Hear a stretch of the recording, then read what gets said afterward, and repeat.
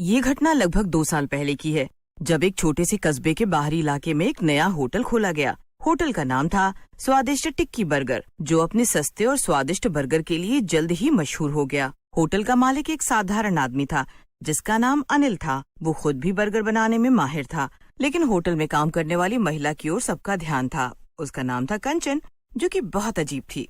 अनिल भाई, तुम्हारे यहाँ के टिक्की बर्गर सबसे बेस्ट होते हैं। आज तक मैंने कहाँ कहाँ टिक्की बर्गर नहीं खाया, लेकिन आपका टिक्की बर्गर जैसा कहीं नहीं खाया। जी शुक्रिया, लेकिन ये मेहनत अकेले मेरी नहीं है। इसमें कंचन भी मेरी बहुत मदद करती है। इसका मसाला वही बनाती है। वो नहीं होती तो शायद मेरी दुकान इतनी चलती भी नहीं। इसीलिए मैं उसको अपना पार्टनर मानता हूँ। अच्छा अच्छा, कहाँ है आपकी पार्टनर? मैं उनको भी धन्यवाद बोलना चाहता हूँ। वो देखिए, वो बैठी है कंचन। ग्राहक उसकी तरफ जाकर पूछता है, आप ही कंचन हैं क्या? लेकिन वो कुछ नहीं बोलती। कंचन एक बार उसकी तरफ देखती है। सुनिए बहन जी, मैं आपसे ही बात कर रहा हूँ। बड़ी अजीब औरत है। मैं यहाँ बात कर रहा हूँ और इसको अपने मेकअप की पड़ी है। खैर, मेकअप के बाद भी इसका चेहरा फीका और उदास ही लग रहा है। कंचन ग्राहकों को गुस्से से देखती है, लेकिन इस बार भी वो कुछ नहीं बोलती है। कंचन कभी भी किसी से बात नहीं करती थी और न ही उसके पास कोई दोस्त था।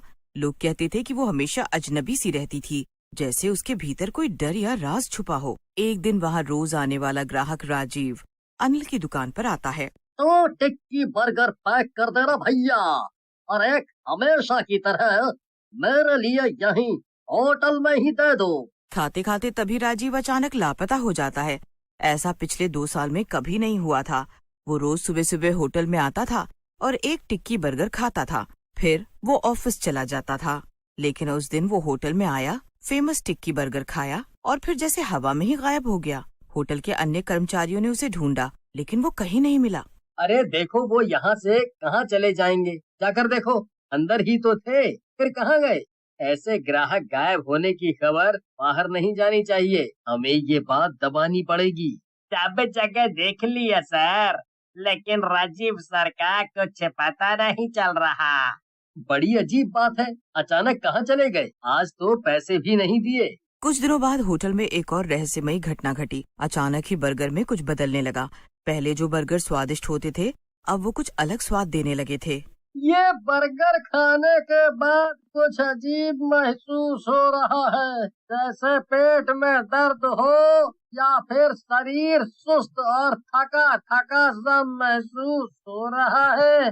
होटल में कंचन की गतिविधियां और भी रहस्यमयी होती जा रही थी। एक रात कंचन होटल के पीछे के छोटे से कमरे में कुछ अजीब सा कर रही थी। वो छुपकर कमरे में गई, तभी अनिल के नौकर ने उसको वहाँ जाते देखा। वो कंचन के पीछे पीछे जाता है और देखता है कि कंचन किसी चीज का घोल बना रही है।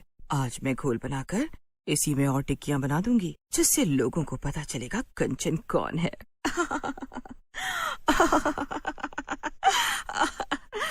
नौकर ये सब देखकर बहुत डर जाता है और भागकर ये बात अपने मालिक अनिल को बताता है। कंचन बाहर से बहुत अजीब हरकतें कर रही है। मुझे समझ नहीं आ रहा है कि आखिर वो बना क्या रही है। अनिल अपने नौकर की आवाज को नजरअंदाज कर देता है और अगली सुबह फिर से दुकान को वैसे ही चलाता है जैसे कि रोज चलाता था। आज तो आपका टिक्की बर्गर और भी बुरा लग रहा है। इसमें आपने कौन सा मसाला डाला है तो इतना गंदा स्वाद दे रहा है? आखू। तभी एक आदमी अचानक से बेहोश हो जाता है और बाकी के 2 अचानक से गायब हो जाते हैं।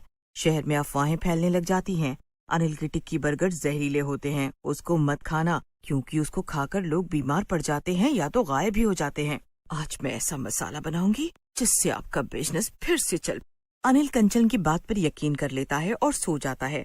तभी कंचन फिर से पीछे वाले कमरे में जाती है और अपने असली रूप में आ जाती है, जो कि एक चुड़ैल का रूप होता है। अभी तक तो सब बीमार और गायब हो रहे थे, लेकिन अब मैं कुछ ऐसा मसाला बनाऊंगी जिससे कोई जिंदा ही नहीं बच पाएगा। असल में इस बार अनिल ने कंचन पर विश्वास करने का ढोंग किया था, लेकिन वो अपने नौकर की बात मानकर ये सब नजारा खुद खिड़की से देखने का फैसला करता है। वो कंचन को रूप बदलते देख बहुत डर जाता है। ये क्या मुसीबत है? ये तो एक चुड़ैल है और मैं इसको अपना पार्टनर समझता रहा था। इसने जो बर्गर बनाए ना जाने किससे बनाए कि उससे लोग बीमार पड़ने लग गए। तभी उसकी नजर कंचन के बनाए मसाले पर पड़ती है। वो उन मसालों में खून जैसा कुछ डाल रही होती है। जब अनिल अपनी निगाहें राजीव की तरफ करता है तो वो देखता है कि जितने लोग गायब हुए हैं वो सब वहाँ लेटे हैं और बहुत कमजोर हो चुके हैं, क्योंकि कंचन उनके खून को खींचकर टिक्की बर्गर का घोल तैयार कर रही है। ये तो उन मासूम लोगों के खून से बर्गर बनाती थी, इसीलिए तो सब बीमार पड़ जाते थे। ऐसा टिक्की बर्गर कोई भी खाएगा तो उसकी हालत खराब होना तो तय है। लेकिन मालिक, अब हम क्या करें? कुछ तो करना ही पड़ेगा, वरना ये तो ऐसे ही लोगों को मारती रहेगी। अनिल बहुत गुस्से में था। वो आज तक अपने काम के प्रति बहुत वफादार रहा था और उसके सामने जो ये घटना हो रही थी जिससे उसका खून खौल उठा और उसने बिना सोचे समझे उस कमरे का दरवाजा खोलकर कंचन पर चिल्ला दिया, मैं कोई कंचन वंचन नहीं हूँ और ना ही तेरी नौकर हूँ। मुझे ऐसे ही टिक्की बर्गर बनाने में मजा आता है जिसमें लोगों का खून हो। पहले जब मैं मात्रा कम डालती थी तब तो तुम सब चटकारे ले लेकर खाते थे, लेकिन जैसे ही मैंने खून की मात्रा बढ़ाई सबकी तबीयत खराब होने लग गई। वो चुड़ैल एकदम से अनिल पर हमला करती है और अनिल नीचे गिर जाता है। उन दोनों में बहुत लड़ाई चलती है और अनिल को बहुत चोटें लग जाती हैं। तभी वहाँ अनिल का नौकर आ जाता है और चुड़ैल के ऊपर उसी का घोल फेंककर भटका देता है। ये जो तूने किया है ना, ये तेरे जीवन की आखिरी गलती होगी। आज मैं तुझे जिंदा नहीं छोड़ूंगी। चुड़ैल उन दोनों के पीछे भागती है और भागते भागते दोनों को पकड़कर हवा में उड़ा देती है। अनिल और उसके नौकर को समझ नहीं आता कि वो इस चुड़ैल के चंगुल से बचें तो कैसे बचें। जब तक वो अपने हाथ पैर मारने की कोशिश करते हैं, चुड़ैल उनको मार डालती है। अगले दिन सुबह गांव वालों को अनिल और नौकर गायब मिलते हैं, लेकिन दुकान अभी भी चल रही होती है। कंचन मन ही मन में सोचती है, आज तो तुम टिक्की बर्गर खाओ, फिर तुम्हें पता चलेगा इस टिक्की बर्गर में कितना स्वाद है। ग्राहक को कंचन की ये बात बहुत बुरी लग जाती है और वो अनिल के बारे में पता करने का सोचता है। अगले ही दिन वो कंचन पर नजर रखने लग जाता है। ये कंचन रात में कहाँ जा रही है? जरूर इसी ने कुछ किया होगा अनिल को। ग्राहक उसका पीछा करते करते उसी कमरे के पास पहुंच जाता है जहाँ पर कंचन ने सबको मार के छुपाया होता है।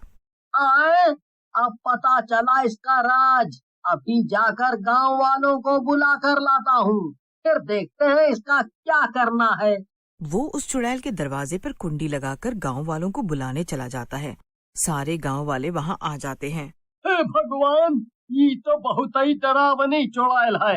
हमें इसे इसी घर में बंद कर देना होगा और फिर इस घर को हम कबहू नहीं खोलेंगे, वरना अगर ये बाहर निकली तो हम सबको मार देगी। हाँ, तुम सही कह रहे हो। इसके साथ तो यही सलूक करना चाहिए। जाने कितने लोगों को मार दिया इसने। सारे गांव वालों ने धीरे धीरे काम करना शुरू किया जिससे चुड़ैल को कुछ पता न चल पाए, और वो घर मंत्रों के साथ चुड़ैल को उसी कमरे में बंद कर देते हैं और ताला भी लगा देते हैं। उसके बाद कोई उस कमरे के पास से जाना तो दूर, कोई उस होटल के आसपास तक नहीं गया। हर गांव में सबको ये चेतावनी दी जाती है कि वहाँ कोई नहीं जाएगा। ये सब पहले पता चला होता तो आज अनिल और नौकर के साथ साथ राजीव भी जिंदा होता। किसी को नहीं पता कि वो चुड़ैल ऐसा क्यों किया करती थी, लेकिन जो भी था वो बहुत भयानक था। उसके बाद से टिक्की बर्गर की दुकान भी बंद हो गई और वो चुड़ैल भी उस कमरे में हमेशा हमेशा के लिए बंद हो गई। लेकिन अभी भी लोगों को टिक्की बर्गर खाने में डर लगता है।